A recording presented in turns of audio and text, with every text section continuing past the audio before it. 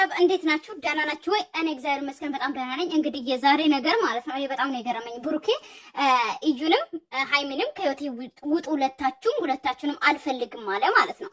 እዚህ ጋር ሃይሚ ምን ታርግ? የምሬን ነው እኮ ሃይሚ ምን ታርግ ማለት ጥፋት አስታ የመጣችው እዩ ሲጀመር እዩ ራሱ ጥፋት የለባትም። እንደውም ካወራን ማለት ነው ብሩኬ ነው ጥፋተኛ ማለት ነው። የእውነት ነው እኛ ሁለቱንም ለማስኬድ እየሞከርን በዛ ላይ ደግሞ ብሩኬንም ይሄ ነገር አያደርግም እያልን በብሩኬ እንተማመናለን። ብሩኬ ሃይሚን በቃ ይወዳታል፣ ያከብራታል፣ ሁለቱም ይጓደዳሉ፣ መቼም አይለያዩም እያልን እያወራን ነው። ነገር ግን እሱ ደግሞ ጥፋቱን ሃይሚ ላይ አድርጎ ሃይሚ ከህይወቴ ውጪ ሃይሚና እዩን አንድ አድርጎ ማለት ነው። ገባችሁ አይደለ? ሃይሚ ሌላ እዩ ሌላ ገባ አይደለ? ሁለቱንም ማገናኘት ራሱ የለብም። ገባ?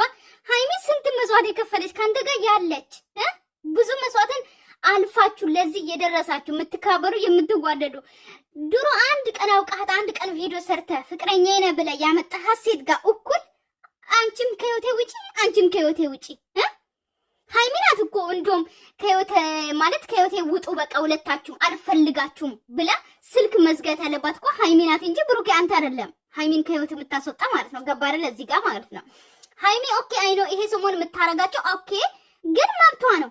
እዚህ ጋር ራሱ አልቀየምም። ምክንያቱም አንተ በሰራኸው ስራ አንተ ባደረግከው ድርጊት እያመነች እየወደደች በዛ ላይ ደግሞ ምንም ሳትነግራት ቡታጅራ ድረስ መጥተ ከልጅቷ ጋር ተገናኝተ ሄደ ታርቃችሁ አንድ ላይ ስትኖሩ እንኳን ደብቀሃታል። ገባ አይደለ?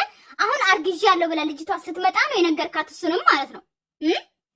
እሱም ደግሞ ልጅቷ ፊት ለፊት ነገር ግን ልጅቷ አርግዣለሁ ብላ ባትመጣ ኖሮ ራሱ ወይም ደግሞ ልጅቷ ከእጃ ዙር ራሱ ካንተ ብሩኬ ካንተ ነው የወለድኩት ምናምን ብላ ልጅን አስመርምራችሁ ራሱ ማለት ነው ሃይሚ ሳታቅ ዲኤንኤ ተመርምሮ ምናምን ይሄ ነገር ባይፈጠር ኖሮ ልጅን እያሳደግ ከሃይሚ ጀርባ ሃይሚ ሳታቅ አንድ ላይ ልትኖሩ ትችሉ ነበረ ማለት ነው፣ ከእጃ ዙር ማለት ነው።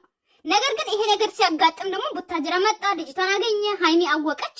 ሃይሚም ደግሞ መጣ እንዳገኛ ደግሞ አውቃ ራሱ በዚህ ልክ ትግስት ሆኗት ትግስተኛ ሆና ማለት ነው። የምሬን ነው።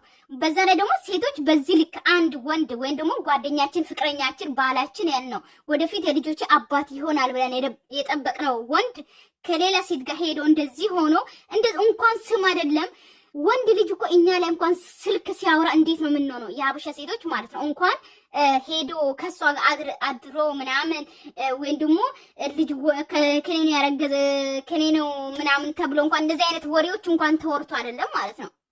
ያ ሁሉ ነገር ትግስተኛ ሆና ያ ሁሉ ነገር ችላ አሁን ካንተ ጋር ለመቀጠል ስትሞክር ወይም ደግሞ እንደ ኖርማኒ ፈታ እያረገች ምናምን እንትን ስላለ ልጅቷን ለማናደድ ስለሞከረች እንዴት እንደዚህ ሆነ አብረን መቀጠል አንችልም ከህይወቴ ውጭ ምን ማለት ነው? ሃይሚ ናት እኮ እጃ ዙር ማለት ያለባት እንጂ አንተ አይደለም።